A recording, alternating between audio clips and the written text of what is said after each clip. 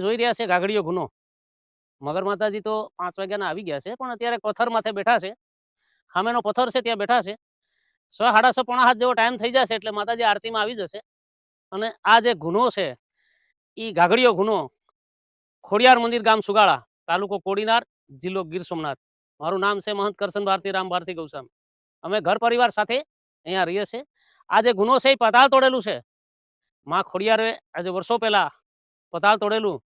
શેઠ ઝઘડુ શાહ ભગવાનને લઈ આવ્યા, કાળરૂપી બનીને જ્યારે આવ્યા ત્યારે માતાજીને પાણી પાવા માટે માતાજી એને પાણી પાયેલું છે.